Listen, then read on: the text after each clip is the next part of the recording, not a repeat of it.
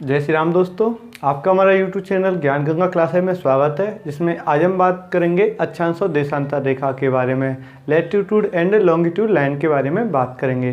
देखो, इससे जो पिछले वाला वीडियो हमने बनाया था तो उसमें आपको बताया था कि भारत की भौगोलिक स्थिति के बारे में, कि भारत का अक्षांश विस्तार और देशांतर विस्तार कितना है, भारत कौन से महाद्वीप में पड़ता है, सबसे अधिक देशों वाला महाद्वीप कौन सा है, यानी महाद्वीपों के बारे में क्या है काफ़ी महत्वपूर्ण बातें बताई थी जो पिछली वाली जियोग्राफी की वीडियो बनाई थी।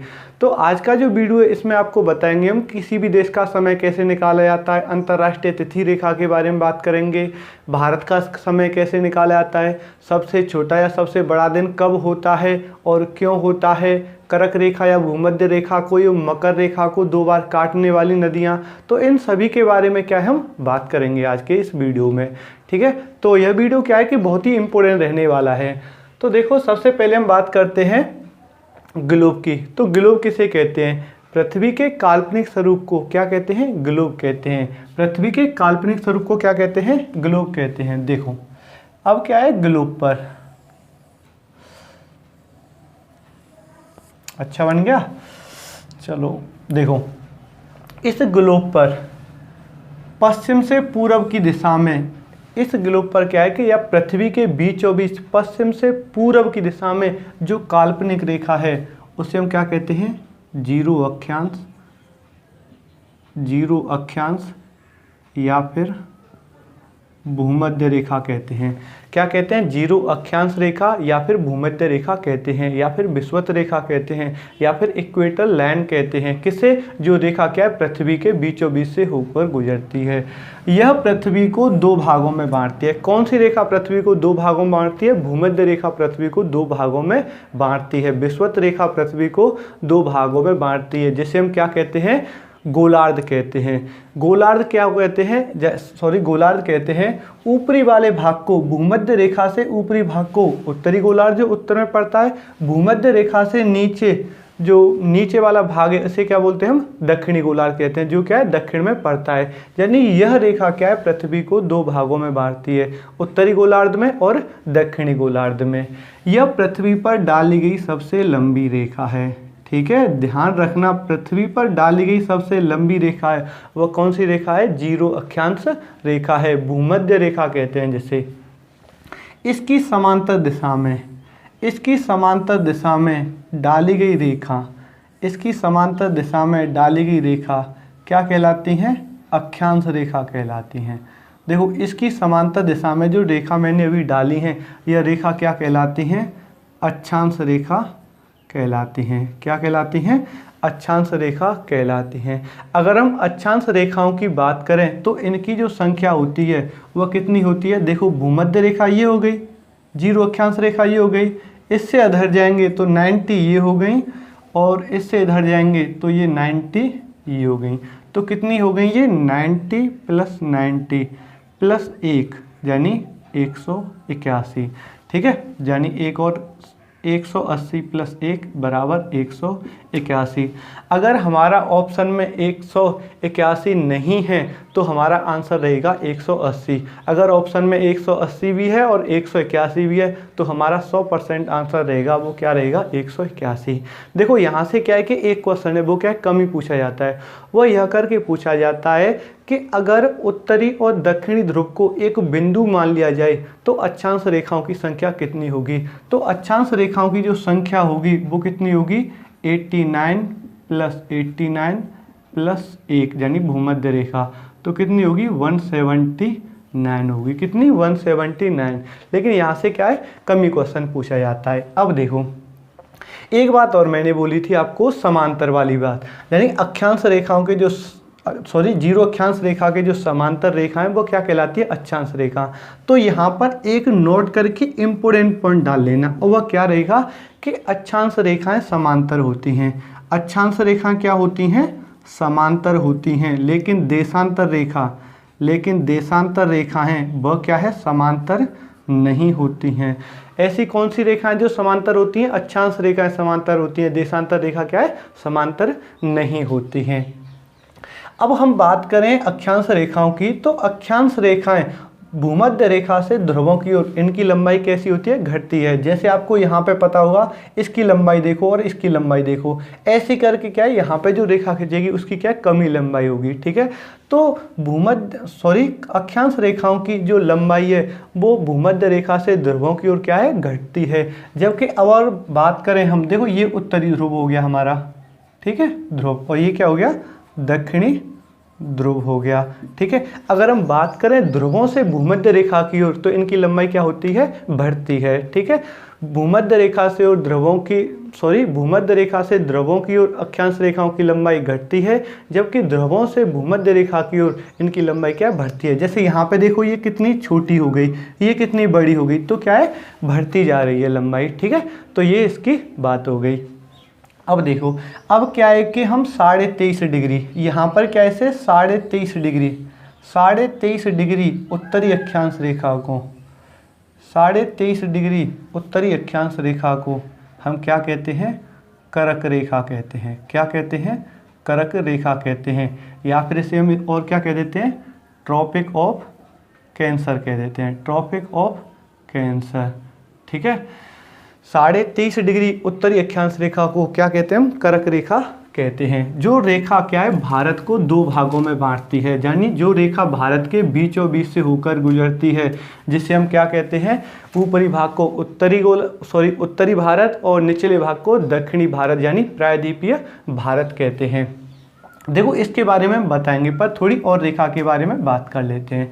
अब यहाँ से क्या है कि 23.5 डिग्री, जैसे 23.5 डिग्री दक्षिणी अक्षांश रेखा को, ये उत्तरी अक्षांश रेखा होगी, देखो ऐसे जाते हैं ना, 1 2 3 4 ऐसे 23 पड़ जाता है, ठीक है। यहाँ तक कैसे पड़ जाती है, 90 डिग्री पड़ जाती हैं। एक और बात ध्यान रखना, या फिर हम ऐसे भी कह सकते हैं कि 0 डिग्री से लेके 90 डिग्री के जो भाग को क्या कहते हैं हम, दक्षिणी गोलार्ध कहते हैं, और 0 डिग्री से 90 डिग्री के ऊपरी भाग को यानी भूमध्य रेखा से, उसे क्या कहते हैं, दक्षिणी गोलार्ध, ठीक है। 0 डिग्री से 90 डिग्री निचले भाग को दक्षिणी गोलार्ध, और 0 डिग्री से 90 डिग्री ऊपरी भाग को क्या कहते हैं हम, उत्तरी गोलार्ध कहते हैं, जो उत्तर में पड़ता है, ठीक है। अब 23.5 डिग्री दक्षिणी अक्षांश रेखा को हम क्या कहते हैं, मकर रेखा कहते हैं। यह जो मकर रेखा है, यह क्या है, ऑस्ट्रेलिया के बीचों बीच से होकर गुजरती है, ठीक है। ऑस्ट्रेलिया कहाँ पे पड़ता है, जैसे ये पड़ता है, चलो बताएंगे, है ना।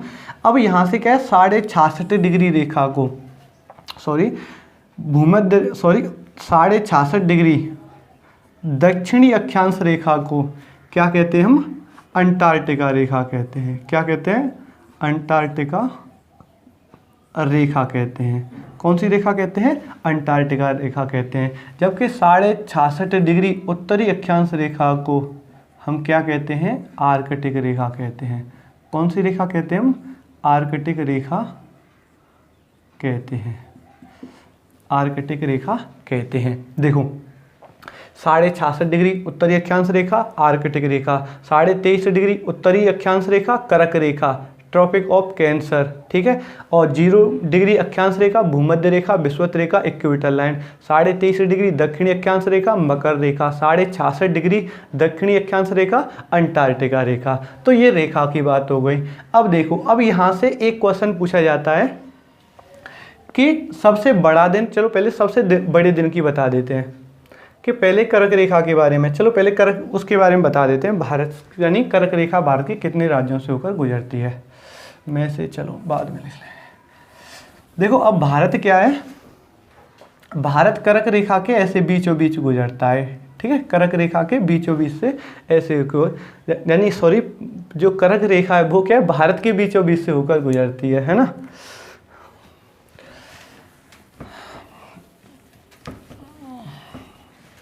अगर हम राज्यों की बात करें तो कर्क रेखा भारत के 8 राज्यों से होकर गुजरती है। कितने राज्यों से होकर गुजरती है, 8 राज्यों से होकर गुजरती है। अगर हम विश्व के देशों की बात करें तो जो कर्क रेखा है वो विश्व के 18 देशों से होकर गुजरती है। भूमध्य रेखा गुजरती है विश्व के 13 देशों से होकर, और मकर रेखा गुजरती है विश्व के 10 देशों से होकर। तो देखो भारत जो कर्क रेखा है वो भारत के कितने राज्यों से होकर जाती है उसके बारे में बात करते हैं।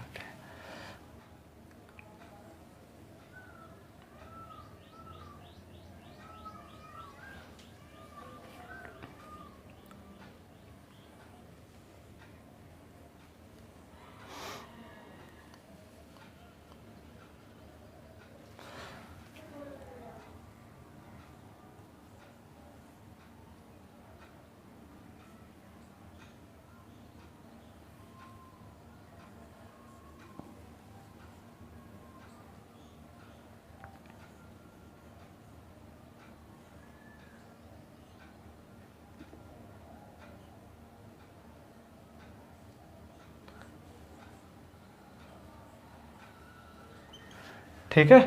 तो देखो कर्क रेखा है वह क्या है, कैसे गुजरती है, यहाँ से, ठीक है। अब वो भारत के 8 राज्य हैं, उनको क्या हम आपको ट्रिक से बता देते हैं। देखो ट्रिक से, कर्क रेखा गुजरने वाले यानी जिनसे क्या कर्क रेखा गुजरती है, तो इसकी ट्रिक है गुरु में मित्र छिपा झांको। आप क्या है ना वैसे ध्यान रखो तो अच्छा है, लेकिन देखो मैप का तो मैं हर वीडियो में कहता हूँ, जितना अच्छा रहेगा आप मैप के बारे में जानकारी रखोगे। देखो इससे क्या हो गया, गुजरात हो गया,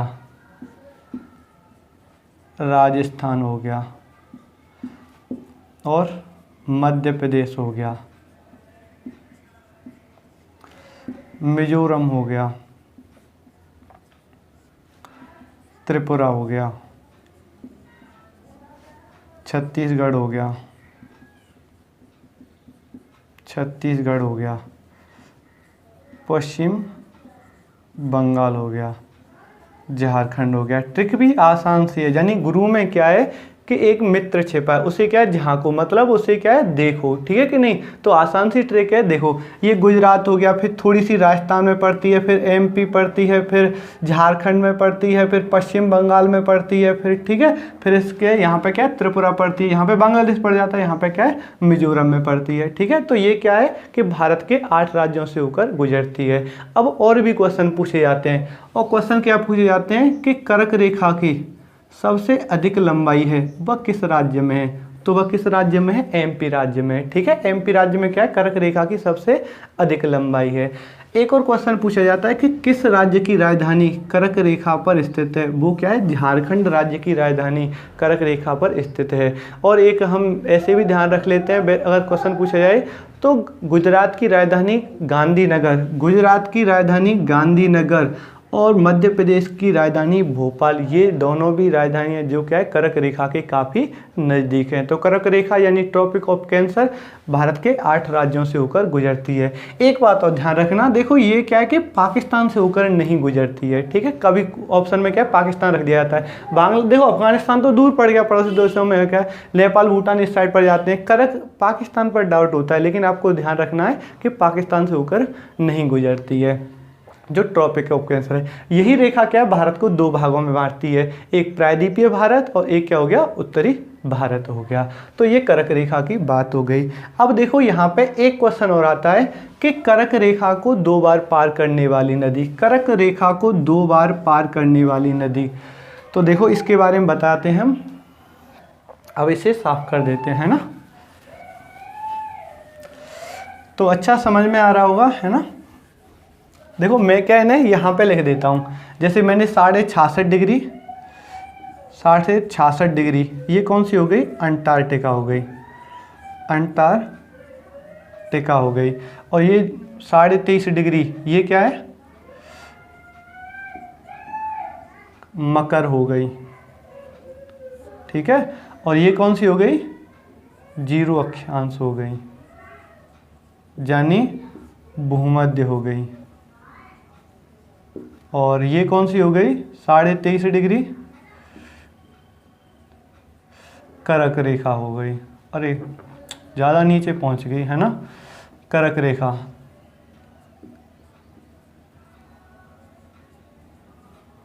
और देखो भाई वीडियो से बोर मत किया करो इतने टाइम से, अब क्या करूं टॉपिक ही ऐसे कोशिश करता हूं। अब क्लास में तो पता है आपको ऐसे पूछ लेते थे, यहाँ पे तो यानी मोबाइल को ही समझाना पड़ता है कि उसकी समझ में आया कि नहीं, है ना। तो इसलिए टाइम लगता है, ठीक है, बहुत कोशिश करनी पड़ती है कि कोई भी पॉइंट छूटे नहीं, है ना, बहुत ध्यान में रखना पड़ता है, ऊपर से गर्मी और, है ना। तो कर्क रेखा ये हो गई और ये 66.5 डिग्री।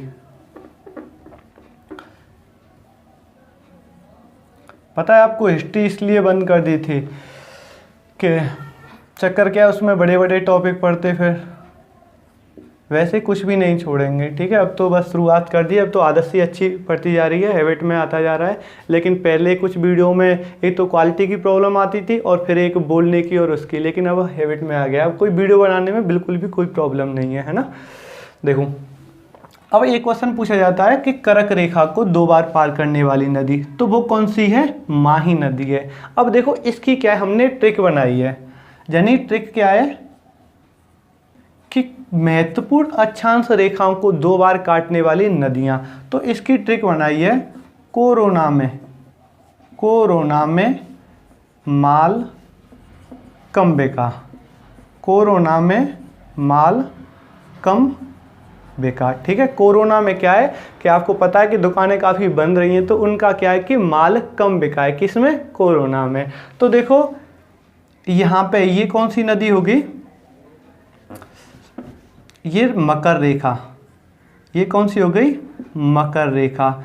मकर रेखा को 2 बार काटने वाली नदी वो कौन सी है? लिम्पोपो नदी है। कौन सी नदी है? लिम्पोपो नदी है।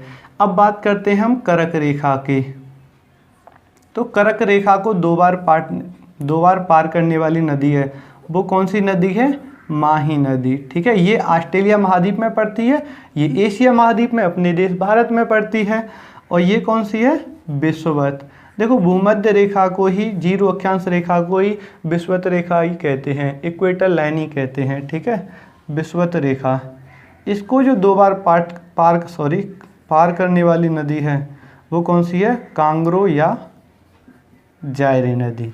ठीक है, यानी 2 बार पार करने वाली नदी ऐसे करके। ठीक है, ये यहाँ पे कर्क रेखा को 2 बार, ये क्या है? ये यहाँ पे ऑस्ट्रेलिया में पड़ गई। ये अफ्रीका महाद्वीप की नदी है जो कांगरो या जायरे नदी है।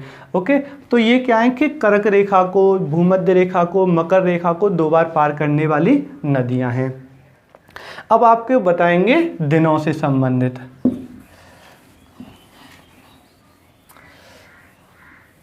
ये समझ में आ रहे हैं ना? वैसे तो मैंने देखो बोल दिया है सब कुछ, है ना, आर्किटेक्ट और वो। देखो अब क्या है, अब हम बात करते हैं सबसे बड़े और सबसे छोटे दिन की। तो देखो 21 जून को क्या है? सूर्य की सीधी किरणें कहाँ पर पड़ती है? एक सेकेंड, देखो 21 जून को सूर्य की किरणें कहाँ पड़ती हैं? कर्क रेखा पर पड़ती हैं। जब 21 जून को सूर्य की सीधी किरणें कर्क रेखा पर पड़ती हैं तो वह भारत सहित संपूर्ण उत्तरी गोलार्ध का सबसे बड़ा दिन होता है। जहां सबसे बड़ा दिन होगा वहां पर रात कैसी होगी? छोटी होगी। तो इसका कारण क्या है कि सबसे बड़ा दिन 21 जून को क्यों होता है भारत का या उत्तरी गोलार्ध का? क्योंकि यानी 21 जून को सूर्य की सीधी किरणें यानी लंबवत पड़ती हैं। किस पर? कर्क रेखा पर पड़ती हैं। तो सबसे बड़ा दिन होगा, वहां पर क्या है? छोटी रात होगी। एक बात और ध्यान रखना दोस्तों कि 21 जून को कौन सा दिवस मनाया जाता है? अंतर्राष्ट्रीय योग दिवस मनाया जाता है। कौन सा दिवस? अंतर्राष्ट्रीय योग दिवस। 27 सितंबर 2014 को नरेंद्र मोदी भारत के ऐसे पीएम जो स्वतंत्रता के बाद पैदा हुए हैं। ठीक है कि नहीं? और जो पहले कब बने थे? 2014 में, और जो गुजरात के मुख्यमंत्री रह चुके हैं। तो उन्होंने क्या है? यूएनओ, यूनाइटेड नेशन ऑर्गेनाइजेशन में क्या है? अपील की थी, जिसकी स्थापना कब हुई थी? यानी यूएनओ की 24 अक्टूबर 1945 को। मुख्यालय कहाँ पर है? न्यूयॉर्क में। तो उसमें क्या है कि अपील की थी, यानी अंतर्राष्ट्रीय योग दिवस, विश्व योग दिवस मनाने की। तो यूएनओ ने जो स्वीकृति दी थी वो कब दी थी? 11 दिसंबर 2014 को। और पहली बार जो अंतर्राष्ट्रीय योग दिवस मनाया गया था वो कब मनाया गया था? 21 जून 2015 को। तो योग दर्शन के जो प्रवर्तक हैं वो किन्हें कहा जाता है? पतंजलि को कहा जाता है, जिन्होंने कौन सा ग्रंथ लिखा है? महाभाष्य ग्रंथ लिखा है। ठीक है, अब देखो, अब 21 जून के बाद बात करते हैं हम 21 मार्च व 23 सितंबर। इस दिन को क्या है कि सूर्य की किरणें पड़ती हैं, वह कहाँ पे पड़ती हैं? भूमध्य रेखा पर, विषुवत रेखा, इक्वेटर लाइन पे पड़ती हैं। 21 मार्च व 23, एक बार 21 मार्च को पड़ती हैं, एक बार 23 सितंबर को पड़ती हैं। तो इस दिन क्या है कि जब सूर्य की किरणें यहाँ पे पड़ती हैं तो यह पृथ्वी पर दोनों दिन कैसे होते हैं? समान होते हैं। ठीक है, सूर्य की सीधी किरणें, यह रेखा ही तो पृथ्वी को 2 भागों में बांटती है, आधा आधा बांटती है। ठीक है, तो इसलिए क्या है? दोनों दिन समान रहते हैं, चाहे उत्तरी गोलार्ध का ले लो चाहे दक्षिणी गोलार्ध का। अब हम बात करते हैं 22 या 23 दिसंबर। देखो कहीं पर इसे 22 दिसंबर दे रखा होता है, कहीं पर 23 दिसंबर। तो 22 या 23 दिसंबर को सूर्य की सीधी किरणें कहाँ पर पड़ती हैं? मकर रेखा पर पड़ती हैं, 23.5 डिग्री दक्षिणी अक्षांश रेखा पर पड़ती हैं। तो वह ऑस्ट्रेलिया सहित संपूर्ण दक्षिणी गोलार्ध का सबसे बड़ा दिन होता है। जहाँ सबसे बड़ा दिन होगा वहाँ पर रात कैसे होगी? छोटी होगी। तो 21 जून को भारत है संपूर्ण उत्तरी गोलार्ध का दिन। जो दिन समान होते हैं वो किस पर होते हैं, भूमध्य रेखा पर होते हैं। 21 मार्च व 23 सितंबर को, 22 या 23 दिसंबर को ऑस्ट्रेलिया से संपूर्ण दक्षिणी गोलार्ध का दिन होता है। तो ये इसकी बात हो गई। अब देखो, अब हम बात किसकी करेंगे। देखो एक बात और मैं बता दूं कि अक्षांश और देशांतर रेखाओं का प्रयोग किस लिए किया जाता है। तो पृथ्वी पर किसी देश या किसी जगह की स्थिति का निर्धारण करने के लिए अक्षांश या देशांतर रेखाओं का प्रयोग किया जाता है। अक्षांश रेखाओं का जो प्रयोग किया जाता है वह पृथ्वी के तापमान तथा जलवायु निर्धारण के लिए किया जाता है, जबकि देशांतर रेखाओं का जो प्रयोग किया जाता है वो किसके लिए किया जाता है, समय और तिथि निकालने के लिए। हम जो समय निकालते हैं, तिथि निकालते हैं, वो किसकी सहायता से, देशांतर रेखा की सहायता से, लॉन्गिट्यूड लाइन की सहायता से। ठीक है, अब देखो, अब हम बात करते हैं, एक बार इसे साफ कर दें, दोबारा बनाना पड़ेगा फिर। चलो अच्छा बना देंगे, है ना।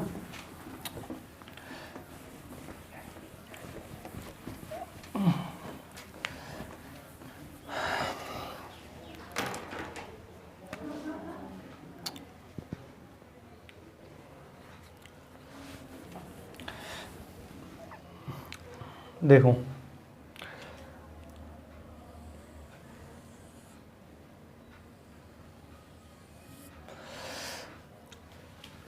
पृथ्वी के बीचों बीच उत्तर से दक्षिण की ओर डाली गई रेखा क्या कहलाती है, जीरो देशांतर रेखा कहलाती है।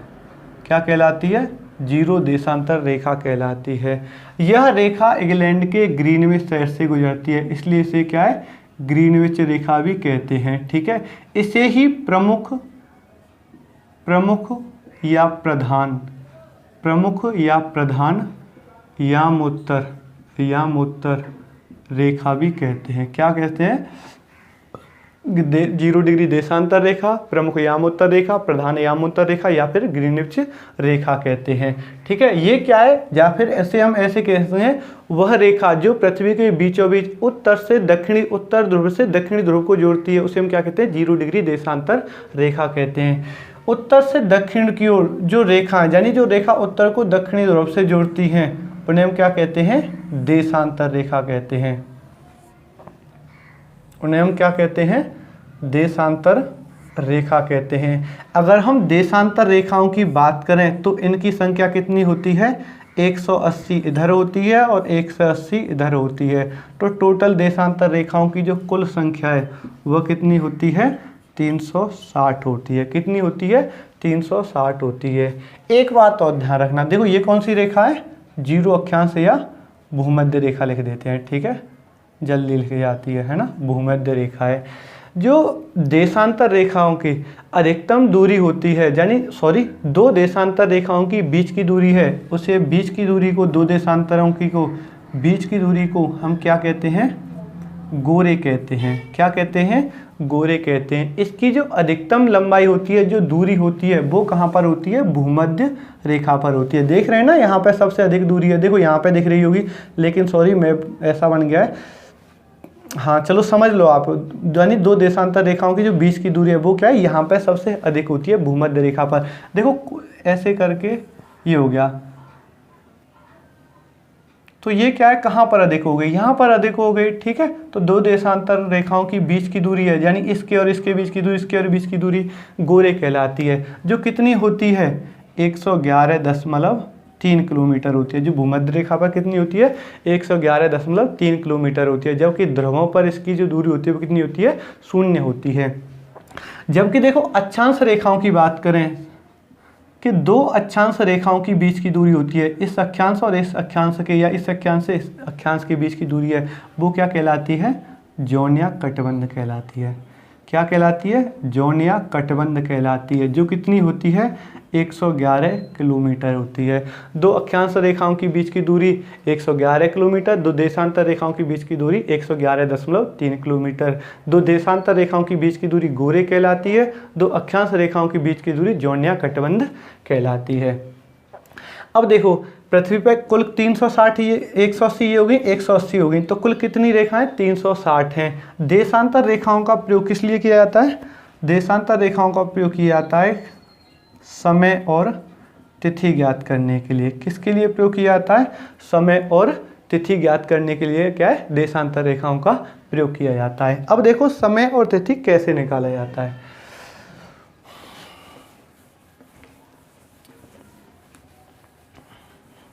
समय और तिथि कैसे निकाला जाता है? तो देखो पृथ्वी पर कुल कितनी देशांतर रेखा हैं? कुल 360 देशांतर रेखा हैं। कुल कितनी देशांतर रेखा हैं? 360 देशांतर रेखाएं। पृथ्वी एक देशांतर को पार करने में कितने मिनट का समय लेती है? 4 मिनट का समय लेती है। पृथ्वी कैसे घूमती है? पृथ्वी कैसे घूमती है? West to east. कैसे घूमती है? पश्चिम से पूरब की तरफ घूमती है। कैसे घूमती है? पश्चिम से पूरब की तरफ घूमती है। देखो मैंने आपको सोलर सिस्टम टॉपिक में बताया था, आपको क्या बताया था कि यू और बी मतलब यूरेनस और वीनस, इन दोनों प्लैनेट को छोड़कर, इन दोनों ग्रहों को छोड़कर सभी ग्रह कैसे घूमते हैं? पश्चिम से पूरब की तरफ घूमते हैं। लेकिन शुक्र और अरुण ग्रह हैं वो कैसे घूमते हैं? वो पूरब से पश्चिम की तरफ घूमते हैं। ये दोनों महान कैसे घूमते हैं? पूरब से पश्चिम की तरफ घूमते हैं, एंटी क्लॉकवाइज घूमते हैं। और बाकी के जो 6 ग्रह हैं वो कैसे घूमते हैं? पश्चिम से पूरब की तरफ घूमते हैं, शुक्र और अरुण को छोड़कर। अब ध्यान कैसे रखना है आपको? वैसे मैंने सौरमंडल टॉपिक में बता दिया था कि आपको ध्यान कैसे रखना है। देखो ये सूर्य से अगर नज़दीक की बात की जाए तो दूसरे नंबर का नज़दीक ग्रह है। सूर्य से अगर अंतिम की बात की जाए, दूर की, तो दूसरे यानी सबसे अंतिम वरुण है, और वरुण से पहले पड़ता है कौन सा पड़ता है? अरुण पड़ता है। यहाँ पे सबसे नज़दीक सूर्य के कौन पड़ता है? बुध पड़ता है। बुध के बाद कौन पड़ता है? शुक्र पड़ता है, जो क्या सबसे गर्म ग्रह है। तो पृथ्वी पर जो सूर्य निकलता है वह निकलता है पूरब की साइड में, छिपता है पश्चिम की साइड में। शुक्र और अरुण ग्रह पर जो सूर्य निकलता है वो पश्चिम की साइड निकलता है। और जब पश्चिम की साइड निकलेगा तो छिपेगा कौन सी साइड? पूरब की साइड छिपेगा। तो पृथ्वी क्या है? ग्रहों की संख्या कितनी है? 8 है। कब से है? 24 अगस्त 2006 से। तो पृथ्वी कैसे घूमती है? वेस्ट टू ईस्ट घूमती है। तो एक देशांतर को पार करने में कितने मिनट का समय लेती है? 4 मिनट का समय लेती है। तो कुल 360 देशांतर रेखाओं को पार करने में कितना समय लेगी? 360 गुणा 4, मतलब कितना हो गया? ये 4 मिनट हो गया। ठीक है, तो ये कितना हो गया? 1440 मिनट हो गया। अगर हम इसे घंटे में चेंज करें तो क्या है? 1440 डिवाइड करो 60 से, तो ये कितना हो जाएगा? 24 घंटे। ठीक है, पृथ्वी अपनी धुरी पर घूमती है। अगर फिक्स एक्यूरेट टाइम पूछा जाए तो वो कितना है? 23 घंटे 56 मिनट 4 सेकंड है अपनी धुरी पर। देखो पृथ्वी क्या है? 2 प्रकार की गति करती है। एक गति होती है घूर्णन गति, जिसे हम परिभ्रमण गति कहते हैं, जिसे हम दैनिक गति कहते हैं। एक होती है परिक्रमण गति, जिसे हम वार्षिक गति कहते हैं। जब पृथ्वी अपनी धुरी पर घूमती है तो उसे कहते हैं हम परिभ्रमण गति या घूर्णन गति कहते हैं, जिसके कारण क्या है? दिन रात की घटना होती है। ठीक है, अच्छा, जब पृथ्वी सूर्य का चक्कर लगाती है तो उसे हम क्या कहते हैं? परिक्रमण गति कहते हैं या फिर वार्षिक गति कहते हैं। उस गति के कारण क्या है? ऋतुओं में परिवर्तन होता है। कभी ग्रीष्म ऋतु, कभी वर्षा ऋतु, कभी शीत ऋतु होता है। जब पृथ्वी सूर्य का चक्कर लगाती है वो कितने समय में लगाती है? 300, यानी जो एक्यूरेट टाइम है वो 365 दिन 5 घंटे 48 मिनट 48 सेकंड है। लेकिन तुमने देखा 365 या 366 दिन करके हम मान लेते हैं। तो पृथ्वी अपनी धुरी पर घूमेगी तो क्या होगा? दिन रात होगा। सूर्य का चक्कर लगाएगी तो क्या होगा? ऋतुओं में परिवर्तन होगा, यानी एक वर्ष होगी एक यहाँ। अच्छा, तो ये क्या है कि विश्व के जो समय को बांटा गया है वो कितने जोन में बांटा गया है? 24 जोन में बांटा गया है। अच्छा, एक क्वेश्चन पूछा जाता है कि पृथ्वी 1 घंटे में कितने देशांतर पार करती है? पृथ्वी 1 घंटे में कितने देशांतर पार करती है? तो देखो 1 घंटे में कितने मिनट होती हैं? 60 मिनट होती हैं। एक देशांतर पार करने में 4 मिनट का समय लेती है। तो पृथ्वी 1 घंटे में कितने देशांतर पार करेगी? 60 डिवाइड 4 से करो तो ये कितना हो गया? 15 है। ठीक है, 15 देशांतर पार करती है पृथ्वी। क्या है कि 1 घंटे में 15 देशांतर, 2 घंटे में 30 देशांतर हो गए। आपके आसानी से सभी के निकाल लोगे। अब देखो, अब हम बात करते हैं भारत का समय कैसे निकाला जाता है। देखो ये हो गया है ना, और अच्छा समझ में आएगा अभी।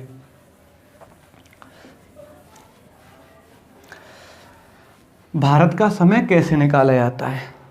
तो भारत का जो समय है वह क्या है, GMT।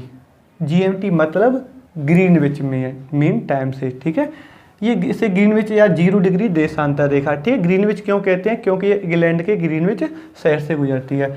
भारत का जो समय है वो क्या है, GMT से 5.5 घंटे आगे है। कितना घंटे आगे, 5.5 घंटे। चलो इसे लिख देता हूँ मैं, फुल फॉर्म पूछ ली जाती है कभी एग्जाम में, Greenwich mean time. Greenwich mean time कितना आगे है, 5.5 घंटे आगे है। क्यों, क्योंकि भारत का जो समय है वह कितने डिग्री देशांतर से निकाला जाता है, 82.5 डिग्री उत्तरी पूर्वी देशांतर से निकाला जाता है। उत्तरी पूर्वी देशांतर से निकाला जाता है, जिसे हम क्या कहते हैं, IST कहते हैं। मतलब Indian standard time, Indian standard time, यानी भारतीय मानक समय रेखा कहते हैं। यह रेखा उत्तर प्रदेश के प्रयागराज के निकट मिर्ज़ापुर के नैनी नामक गांव से होकर गुजरती है। कौन से गांव से, प्रयागराज, यानी प्रयागराज के नैनी नामक गांव से होकर गुजरती है। कहाँ से होकर गुजरती है, प्रयागराज के नैनी नामक गांव से होकर गुजरती है। तो देखो पहले हम इस रेखा के बारे में बात करते हैं, जैसे हमने कर्क रेखा के बारे में जानी बात की थी। तो जो 82.5 डिग्री है उत्तरी पूर्वी देशांतर रेखा। आप ये कहेंगे कि उत्तरी पूर्वी देशांतर से किस हिसाब से माना जा रहा है। तो देखो भारत वो पड़ता है, वह क्या है, कहाँ पे पड़ता है, यहाँ पर पड़ता है, यानी कर्क रेखा के बीचों बीच में। तो देशांतर रेखा से बात करें तो पूरब में पड़ता है, भूमध्य रेखा से बात करें तो उत्तर में पड़ता है। भारत उत्तरी पूर्वी गोलार्ध का देश है। तो 82.5 डिग्री उत्तरी पूर्वी जो देशांतर रेखा है वो भारत के 5 राज्यों से होकर गुजरती है। कितने राज्यों से होकर गुजरती है, 5 राज्यों से होकर गुजरती है। जो जैसे एक यूपी हो गया, दूसरा MP हो गया, एक छत्तीसगढ़ हो गया, और उड़ीसा हो गया और आंध्र प्रदेश हो गया। देखो यहाँ पे यूपी पड़ जाता है, फिर यहाँ पे छत्तीसगढ़ पड़ जाता है, यहाँ पे फिर उड़ीसा पड़ जाता है, फिर आंध्र प्रदेश पड़ जाता है, यानी 5 राज्यों से होकर गुजरती है। कौन सी, 82.5 डिग्री उत्तरी पूर्वी देशांतर रेखा। यानी यह क्या है कि यह भारत के बीचों बीच मध्य से होकर जाती है। देखो मैंने आपको उस वीडियो में बताया था कि भारत का जो पूर्वी बिंदु है, वह कितने देशांतर पर है। चलो इसके बारे में बताएंगे। अभी इसके बारे में कैसे समय निकाला जाता है समझो। देखो 68 डिग्री 7 मिनट पूर्वी देशांतर। अब ये कहेंगे आप पश्चिम में, भाई पश्चिम में तो भारत के हिसाब से ही तो है, यहाँ पे तो ये पूरब में है, ठीक है कि नहीं, 0 डिग्री देशांतर रेखा से। और यहाँ पे जो पड़ता है, ये क्या लग रहा है पता नहीं, यहाँ पर ये कितना पड़ता है, 97। देखो यहाँ पे 97 डिग्री 25 मिनट। जो कौन सा पड़ता है, यहाँ पर कौन सा पूर्वी बिंदु है भारत का, वो किबथू है जो अरुणाचल प्रदेश में पड़ता है। पश्चिमी बिंदु है भारत का, वो कौन सा है, गौरमाता है जो गुजरात में पड़ता है। अगर हम भारत की अक्षांश रेखा की बात करें तो यहाँ पर मुख्य भूमि से 8 डिग्री 4 मिनट जो कन्याकुमारी स्थित है, ठीक है कि नहीं, कैप कमोरिन है जो तमिलनाडु राज्य में। अगर हम बात करें उत्तरी बिंदु की तो वो कौन सा है, 37 डिग्री 6 मिनट पर, वो कौन सा है, इंदिराकोल है जो लद्दाख में पड़ता है। अगर द्वीपों सहित बात की जाए तो कौन सा है, इंदिराकोल है दक्षिण में, ठीक है, यानी जिससे जो अंडमान निकोबार द्वीप समूह के ग्रेट निकोबार में स्थित है। यानी भारत का जो अक्षांशीय विस्तार है टोटल, वो 6 डिग्री 45 मिनट से लेकर 37 डिग्री 6 मिनट के मध्य है। देशांतर की बात करें तो 68 डिग्री 7 मिनट पूर्वी देशांतर,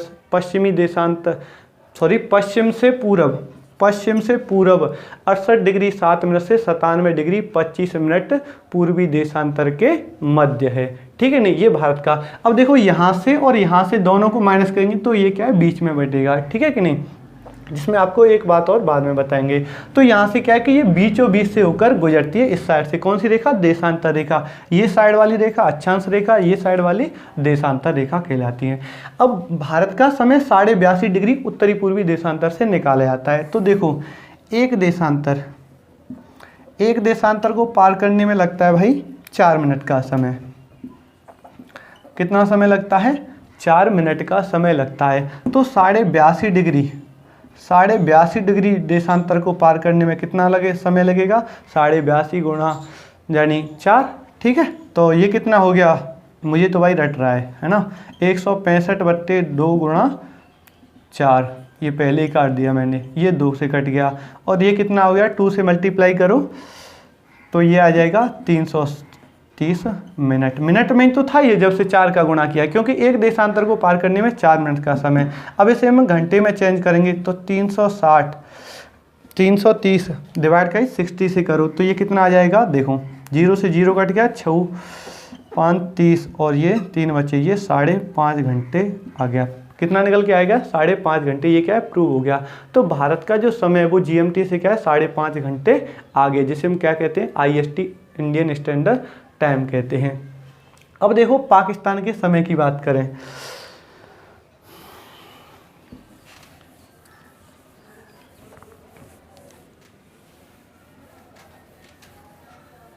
चलो एक बात और बताएं, देखो भारत के मानक समय जो अंतर है वो कितना है का है? ऑलमोस्ट 1 घंटा 56 मिनट का है। ठीक है, जैसे देखो कैसे, अगर भारत इसके और इसमें से इसको घटाएंगे तो लगभग 29 देशांतर का अंतर आता है। तो एक देशांतर को पार करने में कितना समय लेते हैं? 4 मिनट। तो 29 देशांतर को पार करने में 29 गुणा 4, 4 नाम 36, 4 दूनी 8 और 3 कितने हो गए? 11 हो गए, यानी 116 मिनट है। यहाँ से और यहाँ से आपने खूब क्वेश्चन पढ़ा होगा और खूब एग्जाम में पूछा गया है कि भारत का ऐसा कौन सा राज्य है जिसमें सबसे पहले सूर्य निकलता है? तो वो अरुणाचल है। किस राज्य की तुलना में 2 घंटे पहले सूर्य निकलता है? तो वो गुजरात की तुलना में। क्यों? क्योंकि वो पूर्व में निकलता है। सूर्य किस साइड निकलता है? पूर्व में निकलता है। गुजरात कहाँ पे पड़ता है? पश्चिम में पड़ता है, सबसे अंतिम पश्चिमी बिंदु है। ठीक है, तो 100 यहाँ से और यहाँ से कितने मिनट का अंतर है? 116 मिनट का अंतर है, यानी 1 घंटे 56 मिनट का अंतर है। अब देखो पाकिस्तान का समय है वो क्या है?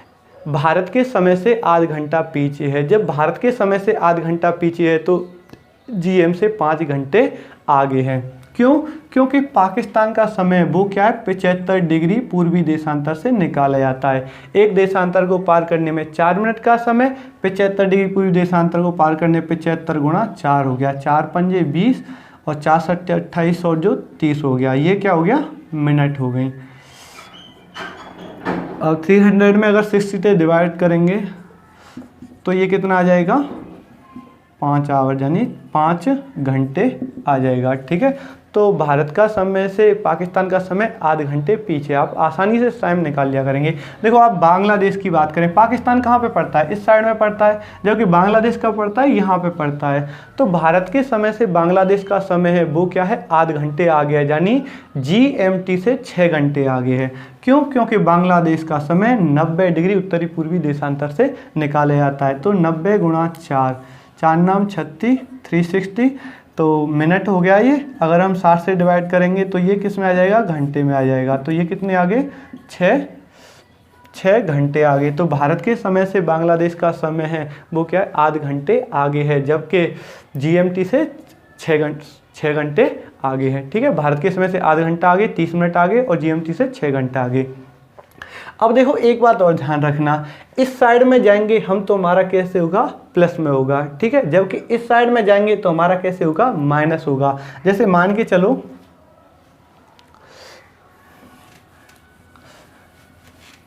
हाँ आप ये कहेंगे, यानी किसी भी देश का समय निकाल सकते हो आप, है ना। तो कोई भी देश आपको क्या है? देशांतर पता होना चाहिए, चुटकियों में निकाल देंगे, है ना। देखो अगर मान लो GMT पर क्या है कि 2 बज रहे हैं।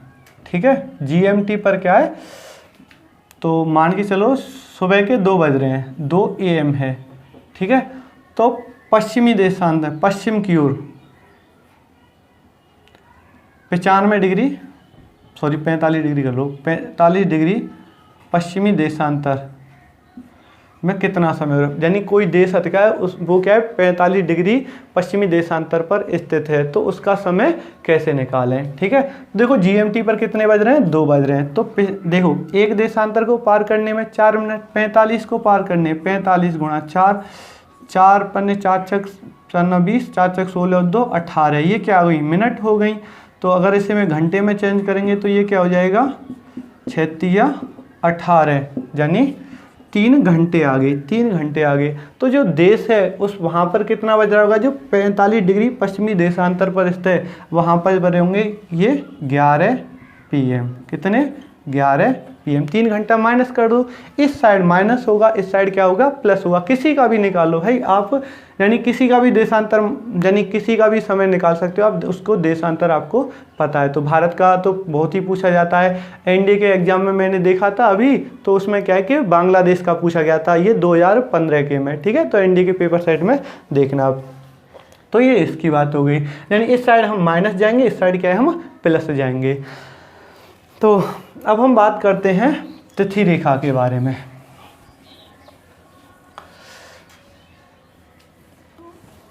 इसे साफ कर दें, बहुत देर हो गई।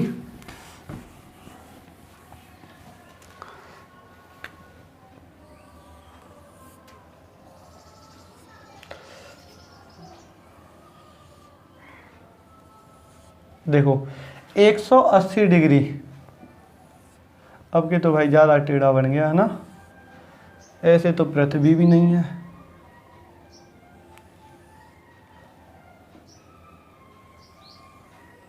पे भी सीधा करना आता है,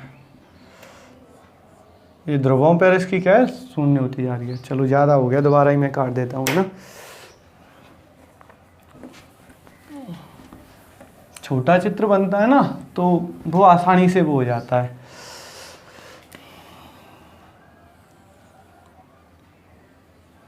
देखो ना कितना गोल आ गया है।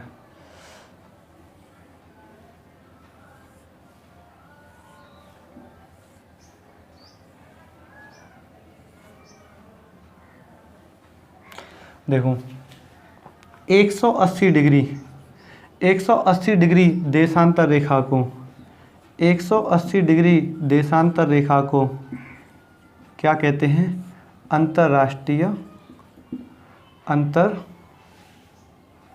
ये भूमध्य शोभा नहीं दे रहा था इसलिए भूमध्य बना लिया ना, अंतर्राष्ट्रीय तिथि रेखा कहते हैं। क्या कौन सी रेखा कहते हैं, अंतर्राष्ट्रीय तिथि रेखा को कहते हैं। इस रेखा को लेकर क्या है कि 1884 में क्या है, वाशिंगटन में क्या है बैठक हुई थी, जिसमें क्या है कि 180 डिग्री देशांतर रेखा को क्या अंतर्राष्ट्रीय तिथि रेखा मान लिया गया।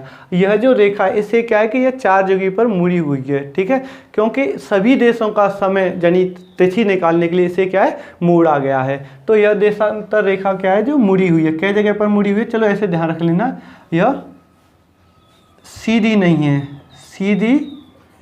नहीं है, मतलब 4 जगह से मुड़ी हुई है, 4 जगह से मुड़ी हुई है। ठीक है, और 4 जगह से मुड़ी हुई है, और यह प्रशांत महासागर से होकर गुजरती है। प्रशांत महासागर से होकर क्या ये गुजरती है। कौन सी, 180 डिग्री देशांतर रेखा। अच्छा, आपको दिन निकालने में प्रॉब्लम होती है, जैसे दिन कैसे निकाला जाता है, देखो मैं आपको दिन की बता दूं। जैसे ये मान लो ये हो गई 0 डिग्री देशांतर रेखा, या इसी रेखा को क्या हम, भाई आपको पता है 0 डिग्री और 180 डिग्री। देखो अब इस साइड में क्या है कि पूरब की,